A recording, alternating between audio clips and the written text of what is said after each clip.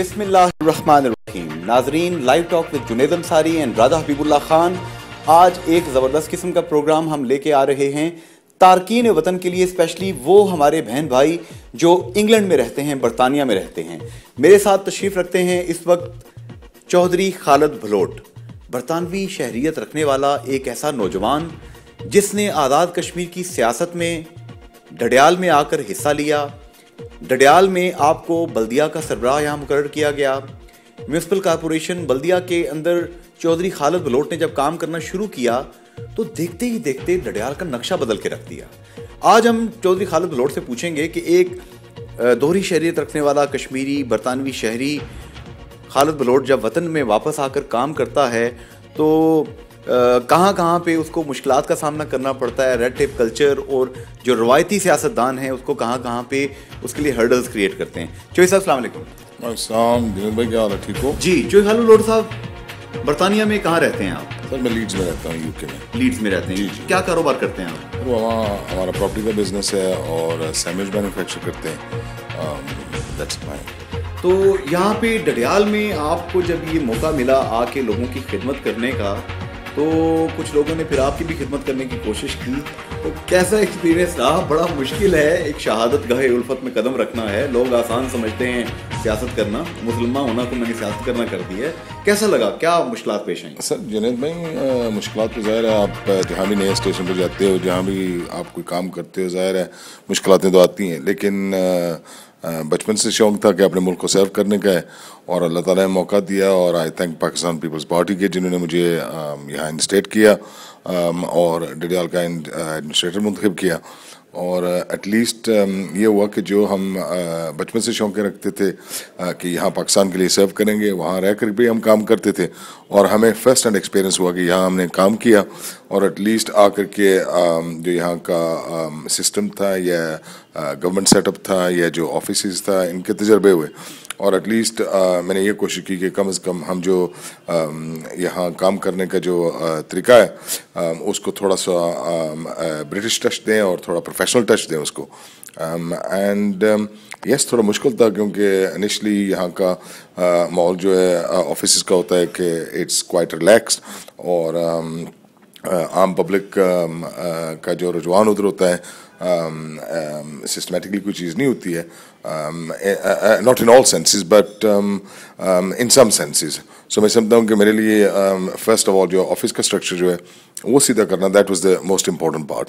सो हमने ये किया कि कम जो ऑफिस है हमारा उसको ब्रिटिश लहजे पे तैयार किया, इन ऑर्डर किया उसको। हाँ यस। और अच्छा, एक चीज़ मुझे बताएंगे चौधरी खालिद भलोट साहब, आपके मुतालिक बड़ी दिलचस्प किस्म की बातें, मैं आपका प्रोफाइल देख रहा था। आपको बैरिस्टर सुल्तान महमूद चौधरी भी बड़ा पसंद करते हैं, आपको वज़ीर आज़म आज़ाद कश्मीर चौधरी अब्दुल मजीद भी बहुत ज़्यादा उनकी गुड बुक्स में हैं आप। चौधरी यासीन साहब सीनियर मिनिस्टर भी आपको बहुत प्यार करते हैं। ये ऐसी कौन सी गिद्दड़ सिंगी है आपके पास कि जितने सियासी आपस में मुखालफत रखने वाले भी लोग हैं, डिफरेंस ऑफ ओपिनियन है जिन लोगों का सियासी तौर पर, वो तमाम के तमाम आपको पसंद करते हैं? इसके पीछे कौन सा करिश्मा है? Sir I think it's her leader जो है वो कोशिश करता है कि जो अच्छे वर्कर हैं उनको सपोर्ट किया जाए। I think that must be one of the reasons. ये मतलब आप समझते हैं कि मैंने यहाँ तक सुना है चौधरी खालिद भलोट साहब कि जरदारी फैमिली, बेसिकली मोहतरमा बेनज़ीर भुट्टो शहीद की जो फैमिली है वो भी आपके अच्छे दोस्तों में हैं। मोहतरमा फरियाल तालपुर साहिबा जो हैं वो जानती हैं चौधरी खालिद भलोट को, इंग्लैंड में आपके पास इन लोगों का आना जाना है। तो आपने कैसा फील किया, भुट्टो ख़ानदान जो है वो वतन के साथ कितना कमिटेड है कि बेनज़ीर साहिबा की शहादत होती है और जरदारी साहब नारा मारते हैं पाकिस्तान खपे? क्या देखते हैं आप, भुट्टो लेगेसी ट्रैवल कर रही है आगे? ऑफ कोर्स ट्रैवल कर रही है। और आप देखो कि भुट्टो ख़ानदान अल्हम्दुलिल्लाह, अल्लाह का ये लाख लाख शुक्र है, they are the ones that have sacrifice for the country. आप देखें कि एक सैक्रिफाइस नहीं दी, लेकिन उस ख़ानदान के आप देखो कि पूरा शहीदों का ख़ानदान है और शहादत जो है ये बहुत बड़ी बात है और ख़ास तौर अपने वतन के लिए। और अगर आप लेगेसी को देखें शहीद बाबा से लेकर के आज तक, तो अगर चेंजेस पाकिस्तान के अंदर आई हैं, अगर डेमोक्रेसी यहाँ आई है, या अगर हमारे पाकिस्तानियों या कश्मीरियों के लिए बेहतरी हुई है, इट स्टार्टेड फ्रॉम भुट्टो साहब। एंड अल्हम्दुलिल्लाह today you know we're a thriving nation। और आप देखो कि हिस्टोरिकली एज वेल हमारे ऑनरेबल एक्स प्रेसिडेंट साहब उन्होंने 5 साल जो है अपना इक़्तिदार किया, और मैं समझता हूँ कि हर जितनी पार्टीज थी उनको साथ लेकर के चले और मुल्क को एक अच्छे रास्ते के तरफ लेकर के चले, जी नाजरीन, हमारी गुफ्तगू जारी है। kashmirnews.tv आज़ाद कश्मीर के पहले लाइव वेब टीवी पे आप देख रहे हैं चौधरी खालिद भलोट, एक दोहरी शहरियत रखने वाला कश्मीरी बरतानवी शहरी, पाकिस्तानी बरतानवी शहरी। चौधरी खालिद भलोट जो हैं एडमिनिस्ट्रेटर बल्दिया डडियाल हैं, और इन्होंने डडियाल में एक बिजनेसमैन, एक प्रोफेशनल होने के बावजूद जो बरतानिया में बिजनेस करता है, लीड्स में रहाइश रखता है, यहाँ आकर वतन की खिदमत की। और यहाँ पे लॉर्ड नज़ीर अहमद का मैं एक चीज़ कोट करना चाहूँगा। लॉर्ड नज़ीर अहमद ने कुछ अर्सा कबल मुझसे ही फ़ोन पे बात करते हुए ये बात कही थी कि इंतहाई अफसोस की बात है कि वो तमाम बरतानवी शहरी, वो तमाम दोहरी शहरियत रखने वाले पाकिस्तानी कश्मीरी जो पूरी दुनिया से हर साल 14 अरब डॉलर से ज़ायद मालियत का फॉरेन एक्सचेंज भेजते हैं, पाकिस्तान की असम्बली में ऐसा रूल पास हुआ कि वो लोग यहाँ की नेशनल असम्बली में मेंबर नहीं बन सकते, सूबाई असम्बली में कंटेस्ट नहीं कर सकते। इस पर उन्होंने एहतजाज किया था। चलते हैं एक ब्रेक की तरफ और इस हवाले से भी कुछ बात करेंगे। एक मिनट। चौधरी खालिद भलोट जो कि बात कर रहे हैं मुख्तलिफ हवालों से। चौधरी साहब मुझे बताएंगे कि लॉर्ड नज़ीर अहमद साहब की बात मैंने आपसे शेयर की, पिछले दिनों सजाद हैदर करीम साहब भी यहाँ पे आए हुए थे, अली रजा सैयद साहब थे उनके। आपको पता है कि पाकिस्तान को GSP प्लस का दर्जा मिला, सजाद करीम, अली रजा सैयद और गवर्नर जो हैं इस वक्त पंजाब के सरवर साहब, जो सरवर साहब, इन सब लोगों की तो आप लोगों की ही पीछे सारी बैकिंग थी, लॉबिंग थी, जिसकी वजह से पाकिस्तान को एनुअली कम अज़ कम जो है वो 6 अरब डॉलर से ज़ायद की जो है इस वक्त इनिशियली मार्केट मिलेगी यूरोप की। तो उन्होंने भी ये इस बात पे बड़ा अफसोस का इजहार किया था, सजाद हैदर करीम ने भी, कि दोहरी शहरियत रखने वाले लोग तो आपकी खिदमत करना चाहते हैं। लॉर्ड नज़ीर अहमद का तो यहाँ तक कहना था कि सर अनवर परवेज जैसा इंसान बेस्ट वे सीमेंट से लेके मुख्तलिफ कारखाने लगाए, अरबों रुपए की इन्वेस्टमेंट की, आप जैसे लोग हैं, आपके ख्याल में ज़ाहिर है कोई खुदाई कानून तो है नहीं है, इंसानी कानून है कि पाबंदी लगी, इसमें कोई चेंजिंग होनी चाहिए? Well, I think it should be. I mean, dual nationality, I think, should be allowable and something which should be participable. हम लोग वाहद मुल्क थे जिनको हमारे शहीद बाबा ने जो है ड्यूल नेशनलिटी दिलाई, और आई think it's a big thing. India जो है बाद में, अभी मेरे हमें 8-10 साल हुए हैं जब उनको जो ड्यूल नेशनलिटी का रोल जो मिला है। जी अच्छा, मुझे ये बताएंगे जो खालिद भलोट साहब के डडियाल में तारकीन वतन सबसे ज़्यादा तादाद में रहते हैं, मीरपुर डडियाल इस पूरे इलाके में 10 लाख के करीब लोग हैं। यहाँ की ये जो लोग हैं बेचारे अरसे दराज से गुज़िश्ता 15 सालों से पिस रहे थे, तंग पड़ रहे थे, इनके प्लाटों की डबल फाइलें, ट्रिपल फाइलें बन जाती थीं, जायदादों पे कब्जे हो जाते थे, डॉलर पाउंड लेके आते थे वहाँ से, यूरोप से, इंग्लैंड से, अमेरिका से, तो यहाँ पे लोग लूटने के लिए तैयार हो जाते थे इनको। तो ये लोग चौथी नस्ल या तीसरी नस्ल जो इस वक्त यहाँ पे आ रही है, आप क्या समझते हैं इनका एतमाद दोबारा कैसे बहाल हो सकता है वतन के ऊपर? सर इसके अंदर मैं समझता हूँ कि हुकूमत जो है काम भी कर रही है, और पीपल लाइक माई सेल्फ और दूसरे जो हमारे दोस्त यहाँ बैठे हुए हैं, इसी वजह से हमें बिठाया गया यहाँ कि एटलीस्ट हम कम अज़ कम जो अपनी ड्यूटी यहाँ लोकल सतह पर करेंगे। जो बैरून ममालिक जो लोग आते हैं उनको एक गाइडेंस मिले, एक सपोर्ट मिले, और उनको अगर किसी कोई काम है और एनीथिंग उसके लिए सलाह भी मिले उनको। And I think that was one of the reasons. और हमारा काम बनता है जब हम लोग बैरून मुल्क जाते हैं, वहाँ हमारे जो बच्चे रहते हैं उनके अंदर हमने कॉन्फिडेंस लाना है ताकि आइंदा जो है वो लोग वापस इस मुल्क के अंदर आएँ और एटलीस्ट उनको जो है अच्छी फैसिलिटीज़ यहाँ मिले, अच्छा उनको सिस्टम यहाँ मिले, पुलिसिंग अच्छी मिली, जुडिशरी अच्छी मिले, एंड एटलीस्ट उनको ये एक पीस ऑफ माइंड हो कि यहाँ जब वो आएंगे पाकिस्तान के अंदर उनको पूरी सिक्योरिटी भी फराहम होगी। जी अच्छा, चौधरी खालिद भलोट साहब डडियाल में रवायती सियासतदान, और सबसे पहले तो मैं ये कहूँगा रवायती सियासतदानों से हट के एक गैर रवायती शख्सियत मोहसिन डडियाल चौधरी यूसुफ साहब जो हैं बुजुर्ग आदमी हैं, और डडियाल में जितना तरक्याती काम हुआ है उसमें माजी में चौधरी यूसुफ साहब ही दिखाई देते हैं हर एक तख्ती के ऊपर, हर एक जगह पे। तो आपके सियासी सफ़र में कोई आपने उनसे शफकत भरी दुआ ली है कि नहीं अभी तक? मैंने लिए, मैंने तो वो हमारे रिलेटिव भी हैं और मैं उनसे मिलता भी रहा हूँ, बिकॉज़ उनकी जो पार्टिसिपेशन जो आज़ाद रियासत हित की हुकूमत के अंदर रही है, मैं समझता हूँ अहम रही है, और बाबा जो हैं वो एक बिजनेस थे, एंटरप्रेन्योर थे, और उनकी इन्वेस्टमेंट इस मुल्क के अंदर थी।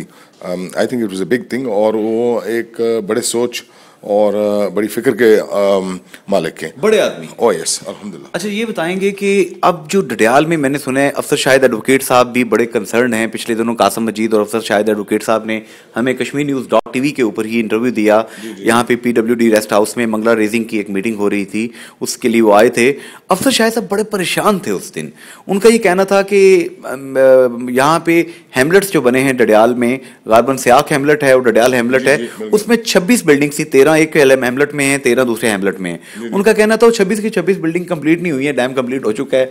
1240 तक पिछले साल चढ़ाया था, 1 लाख से ज्यादा लोग डिस्प्लेस हुए, तो इस साल के लिए परेशान थे कि अभी भी वो बिल्डिंग नहीं बनी है। सर, ये वापडा या कौन इदारा है किसने काम नहीं किया अभी तक अपना पूरा? Well, I think that all goes down to वापडा। मैं समझता हूँ कि हमारी हुकूमत की जो कारकर्दगी थी बहुत अच्छी थी कि हम लोगों ने एक जल्दी अरसे में जो प्लॉट्स थे या जो कॉलोनीज बनी हुई थी रेजिडेंशियल, उनके अंदर काम नामुकम्मल था, और मैं समझता हूँ जिस रफ्तार से हमारी हुकूमत ने उनको तकरीबन तैयार किया और लोगों के रहने के मुताबिक किया, सर्विसेज प्रोवाइड किया, I think it was a very good job in such a short time.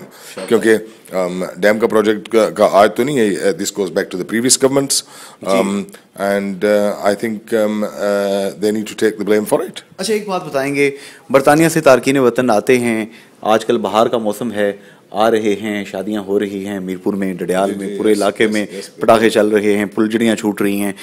ये थोड़ी सी गर्मी बढ़ रही है, तो गर्मी के दिनों में पानी भी नहीं मिलता मीरपुर और डडियाल के लोगों को। यहाँ पे वो बिजली जो होती है ना, जिससे बल्ब रोशन होते हैं और एसी चलते हैं, वो भी बंद हो जाती है। तो इतना बड़ा पाकिस्तान का सबसे बड़ा आबी ज़ख़ीरा मंगला डैम बन चुका है, 1240-42 तक जो इसकी रेजिंग हुई है। अब इसमें 75 लाख क्यूसिक एकड़ पानी इकट्ठा होता है, और तरबेला में 65 लाख होता है, 10 लाख ज़्यादा है ये। तो जब ये लोग देखते हैं डैम की तरफ, आबाओ अजदाद की कब्रें भी नज़र आती हैं, आबाओ अजदाद की यादें भी नज़र आती हैं, तो ये लोग, इनको फिर बिजली भी नहीं मिलती, इनको फिर पानी भी नहीं मिलता। तो आप क्या हुकूमत से क्या आप उम्मीद रखते हैं? वफाकी हुकूमत मियां नवाज शरीफ साहब माहिदा मंगला डैम पे, माहिदा रेजिंग पे अमल करवाएं, कुछ बिजली मिलनी चाहिए। बिजली ज़रूर मिलनी चाहिए, और मैं समझता हूँ कि हमारी पाकिस्तान पीपल्स पार्टी की हुकूमत के दौरान जो है हमारे हाइड्रो प्रोजेक्ट्स लगे, और इसी वजह से वो ऑन हुए ताकि बिजली का जो बुरान है उसको दूर किया जाए। और ये चीज़ें एक दिन की बात नहीं होती है। I think it takes time, and इंशाल्लाह time will come when we should see कि हमारी इलेक्ट्रिक पूरी है।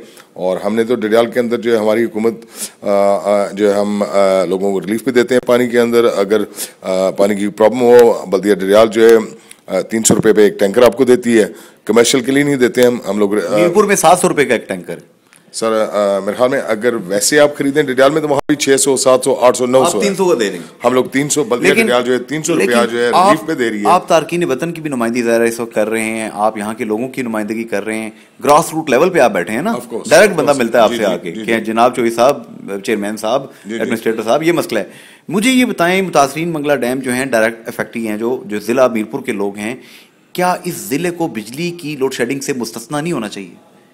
कि डैम बनाया, काला बाग डैम वालों को पैगाम जाएगा, देखो जी डैम बनाओ तो लोग कदर करते हैं, हुकूमत कदर करती है। और शुरू में मुआहदे के अंदर शामिल था ये कि आप 20 माइल्स रेडियस के लोगों को बिजली मुफ्त देंगे।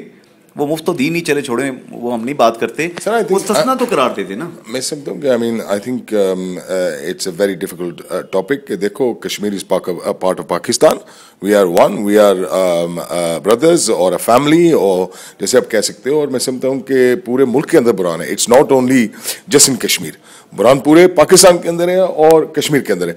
और मैं समझता हूँ हम लोग फिर भी खुशकिस्मत है कि हमें जो बिजली मिलती है वो कम से कम जो हमारी लोड शेडिंग बहुत कम है।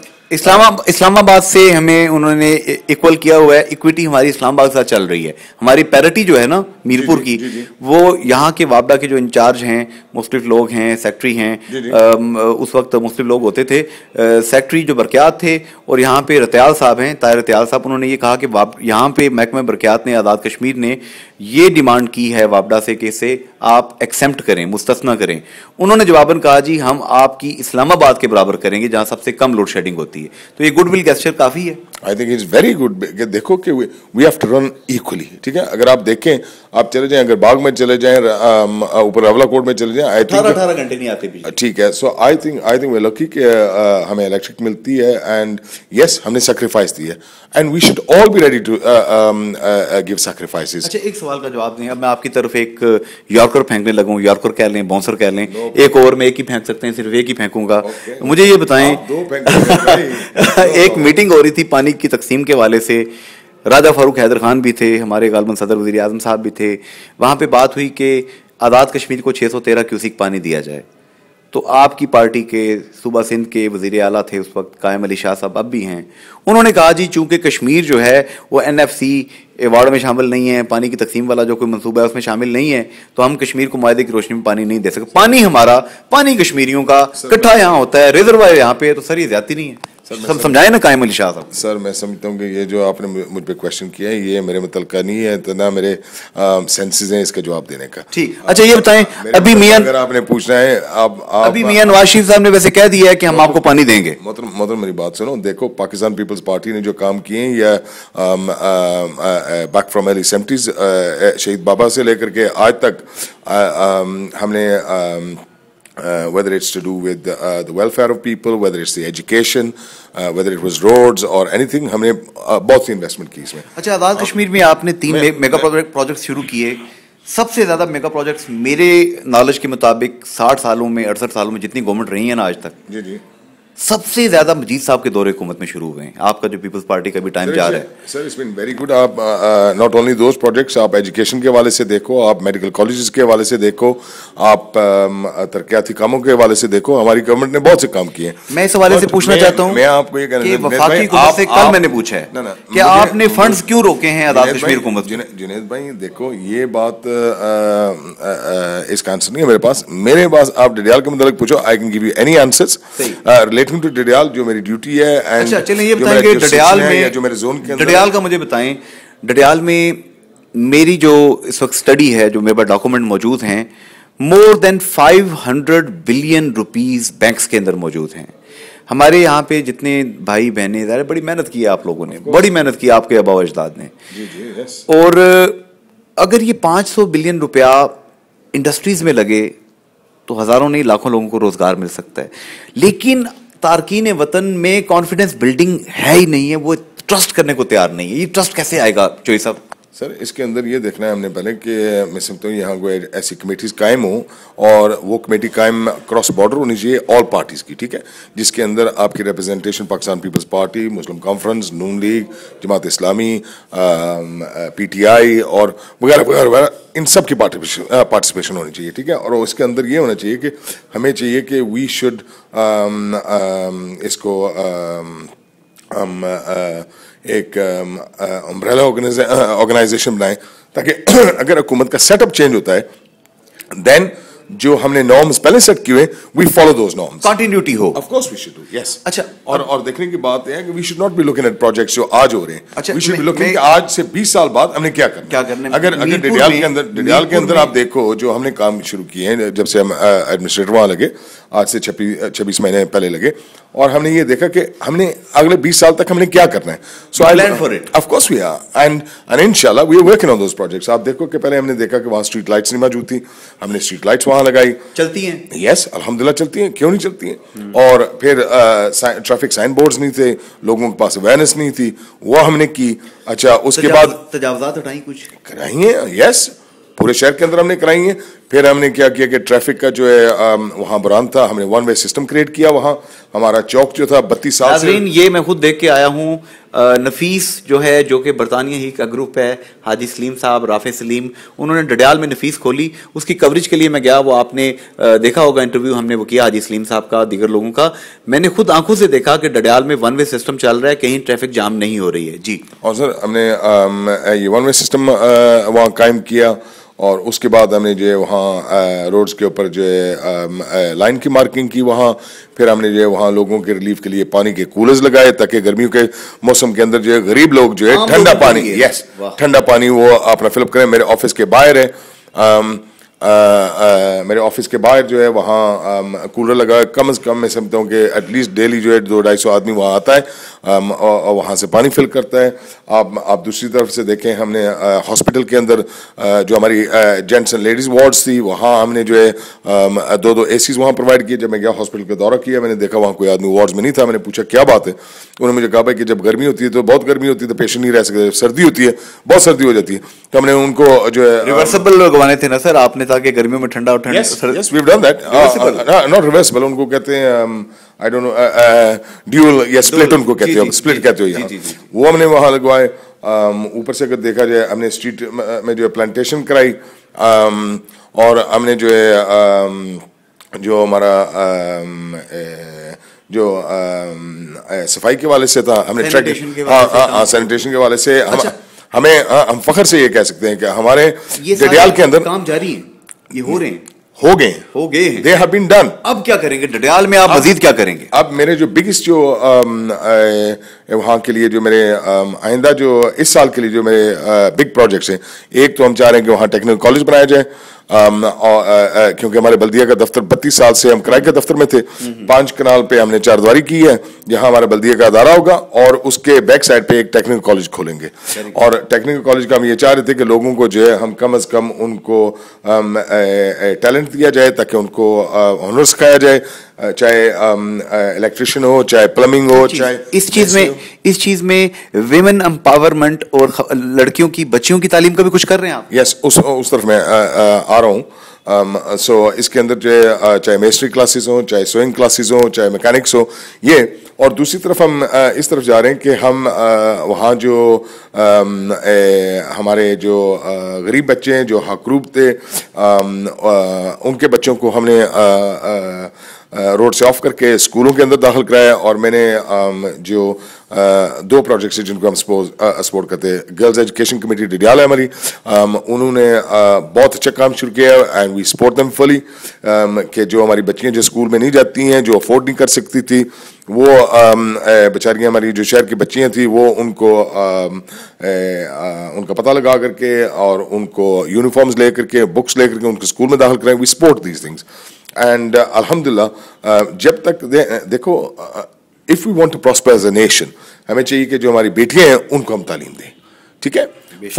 एक औरत की तालीम पूरे घर की तालीम, ऑफ कोर्स इट इज, घर के नहीं पूरे महल्ले की आप कर लो ना। देखो अगर एक महल्ले के अंदर बेटी एक ही है तो कम से कम वो सबको तो गाइड कर सकती है ना, you know. So these are things we need to move forward to. और यहाँ पे एक और खवातीन से रिलेटेड एक इशू है, बहुत सारी एनजीओज बरतानिया से आके काम कर रही हैं, कुछ के साथ मेरा भी ज़रा के राब्ता रहता है। फोर्स्ड मैरिजेस हमारे लिए बड़ी बदनामी होती है, जो सब बड़ी बेइज्जती होती है। फोर्स्ड मैरिजेस के हवाले से आप क्या समझते हैं, ये एक सोशल डायलेमा है या कोई ऐसी चीज़ है जिसकी करेक्शन की ज़रूरत है? कैसे हम इस चीज़ को ठीक करें? सर मैं समझता हूँ कि आई मीन लड़की इंग्लैंड की है, वो लॉयर है, वो डॉक्टर है, वो ग्रेजुएट है। यहाँ लड़का जो होता है अंडर मैट्रिक होता है, शादी कर देते हैं, यही हिसाब इसी तरीके से वाइस वर्सा कर लें।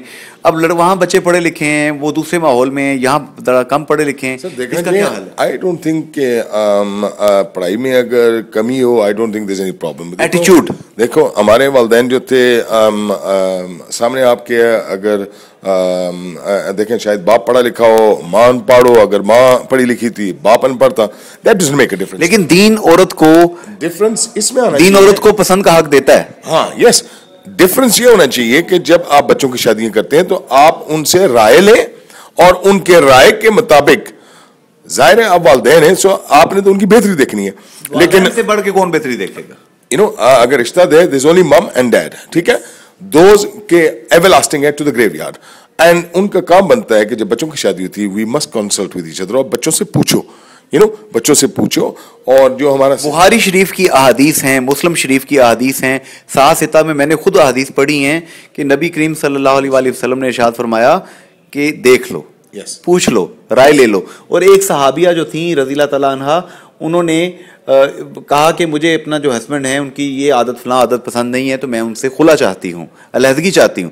नबी करीम सल्लल्लाहु अलैहि वसल्लम ने इजाजत दी। तो औरत को राइट्स हैं ये। Sir Islam is the most flexible religion in the world, ठीक है।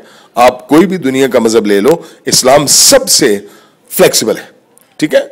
हम लोग तो हमें तो मुसलमानों को पोर्ट्रे किया जाता है कि ये बहुत सख्त हैं, ये ऐसे हैं, ये ऐसे हैं, ये ऐसे हैं. आई एम सॉरी टू से सो false marriage is not a major problem in Pakistan. I don't think so. ये हम पे ब्लेम लग रहा है. Yes, of course. अच्छा, एक बात बताएंगे, 9/11 के बाद आपके पड़ोस जो है इंडिया है, उनके अंदर आप देखो बच्चियां पैदा होते हैं, वो जिंदा उनको जला देते हैं, दफना देते हैं, ठीक है. और फॉल्स मैरिजेस का कॉन्सेप्ट उन लोगों के अंदर है. आप चले जाएं अफ्रीकन कंट्रीज में, वहां फॉल्स मैरिजेस का है, हमारे यहाँ नहीं है. मैं यूके के अंदर रहता हूँ. अच्छा, यूके के अंदर एक चीज बताएंगे, हम हर किस्म की रिपोर्ट्स पढ़ते हैं, वहाँ न्यूज हम पढ़ते हैं, देखते हैं, और वहाँ हम देखते हैं it's all over cross border. लेकिन प्रॉब्लम यह है कि we are not educating ourselves enough to deal with this type of issues. अच्छा, एक चीज बताएंगे, 9/11 के बाद मेरे कुछ काफी रिश्तेदार चुके रहते हैं अंसारी फैमिली के, अमेरिका में, वाशिंगटन में, न्यूयॉर्क में. वहाँ पे कुछ अरसे तक तो प्रॉब्लम रहा. मोहम्मद जिसके नाम के साथ आता था, हुसैन जिसके नाम के साथ आता था, उन लोगों को थोड़ा ज़रा मशकूक, उनको मिस्टर ब्राउन समझ के ट्रीट किया जाता था. 7/7 के वाक़यात बदकिस्मती से इंग्लैंड में, बरतानिया में पेश आए, और उस वाक़े के बाद आप क्या समझते हैं कि बरतानिया में फिर भी मुसलमानों के लिए ज़िंदगी ईजी है, वहाँ पे कोई किसी किस्म की इनटॉलरेंस नहीं है? सर, मैं समझता हूँ कि हमारे वहाँ यूके के अंदर मुसलमानों के लिए ज़िंदगी बहुत अच्छी है, बहुत आसान है, कोई मुश्किलात नहीं है. आप देखें कि एक नॉन मुस्लिम कंट्री में हम रहते हैं, वहाँ हमारे अजान की आवाज़ जो है वो आपको सड़कों पे मिलती है. कौन ऐसे बर्दाश्त करता है? अगर यहाँ पाकिस्तान के अंदर या अगर मीरपुर के अंदर कल यहाँ चर्च बनाया जाए तो वो माइक के ऊपर बाहर उनकी आवाज़ें आ रही हो तो हम कभी नहीं बर्दाश्त करेंगे. You know, let's be very open and very Frank about things, ठीक है. गलतियाँ जो थी, यस, जो नॉन मुस्लिम है वो डरता है मुसलमान से, ठीक है. वो उनको पता है, ये पढ़ते हैं ला इलाहा इल्लल्लाह मुहम्मद रसूलुल्लाह और शहीद हो जाते हैं, ठीक है. और उनको डर होता है. और बात ये देखने की, देखो, अगर मैं अक्सर अपने यंगस्टर्स को वहाँ ये कहता हूँ कि बिकॉज इट्स इंपॉर्टेंट कि हमारे पेरेंट्स का जो इन्फ्लुएंस हम पे था, यही इन्फ्लुएंस हमारे छोटों के ऊपर भी होना चाहिए. इन द सेंस कि हमारे लड़के वहाँ रोड के ऊपर गाड़ी चला रहे होंगे, यहाँ स्किडे मार रहे होंगे गाड़ी के साथ, ठीक है. आप देखो, वो हमारा मुल्क तो नहीं है, वो लोग हमें बर्दाश्त करते हैं, ठीक है, वो बर्दाश्त करते हैं, और उन्हीं का पैसा हम इस मुल्क के अंदर ला रहे हैं और यहाँ हम रहते हैं. और आप छोटी चीज एक देख लो, लेट्स से हम यूके के अंदर हैं और इंडिया क्रिकेट खेल रहा है वेस्ट इंडीज के साथ. 9 out of 10 जो हमारे पाकिस्तानी वो वेस्ट इंडीज को सपोर्ट कर रहे होंगे. Is that justifiable? This is sadness, ठीक है. कि रोटी किसकी हम खा रहे, गीत किसके गा रहे? You know, this is a non-going situation. Healthy behavior नहीं है. We need to move towards a healthy behavior. देखो, हमारे उस मुल्क के अंदर आप देखो, हमारे जजेस हैं, हमारे सोलिसिटर्स हैं, बैरिस्टर्स हैं, पुलिस के अंदर हैं, आर्मी के अंदर हैं, डॉक्टर्स हैं, इंजीनियर्स हैं, और अल्हम्दुलिल्लाह हमारे जो वहाँ मुसलमान रहते हैं, यस, हाउस ऑफ लॉर्ड्स में जो आपकी लॉ मेकिंग एजेंसी है, जो आपके पॉलिटिशियन जो क्रीम पे हैं, वो अल्हम्दुलिल्लाह वहां बैठे. लॉर्ड नजीर साहब को आप देख लो, लॉर्ड कुर्बान साहब हैं, आप यस, आप गवर्नर साहब को देख लो, खालिद साहब को देख लो, सो दिस MEPs आप देख लो, we have lord mayors, we have councillors, हर चीज है, हमारी रिप्रेजेंटेशन होती है. हमें हलाल गोश्त जो है हमारे स्कूलों के अंदर वहां मिलता है. अच्छा, एक चीज बताएंगे, बरतानिया में चूंकि तीसरी नहीं चौथी नस्ल है ये, to be very right, 4th generation, ये देखने में आया कि जाहिर है कि वहाँ उनके अक़दार कुछ और हैं, थोड़े से वो ज़रा हमसे लिबरल हैं, हमारी इस्लामी टीचिंग्स कुछ और हैं. तो सुनने में आया कि अब कुछ क्रॉस रिलीजन मैरिजेस टाइप की चीज़ें और ऐसी चीज़ें जो कि एक मुसलमान होने की हैसियत से हम पसंद नहीं करते हैं, दीन भी इजाज़त नहीं देता, उसको ठीक करने के लिए, करेक्ट करने के लिए चौधरी खालिद साहब, क्या जहन में आपके बात आती है? सर, मेरे जहन में ये बात आती है कि अगर हम बेसिक अपना जो हमारे वालिदैन अगर नमाज पढ़ेंगे, माँ नमाज पढ़ेगी, बेटे भी नमाज पढ़ेंगे और बच्चे भी नमाज पढ़ेंगे, तो अगर माँ ड्रामे के सामने बैठी हो तो बाप जो है वो जाहिर है बाहर होता है, ड्यूटी पे होता है 12-14 घंटे. Then this is what you going to have, and we need to get down to the basic roots जो हमारे ग्रैंड पेरेंट्स के रूल्स थे. We need to go back to those basic roots. आप अपना इस्लाम की टीचिंग दो, yes, और आप उनकी भी टीचिंग्स लो. We should know about other religions. अच्छी चीज जहां से भी मिले ले लें. Yes, we should do. Yes.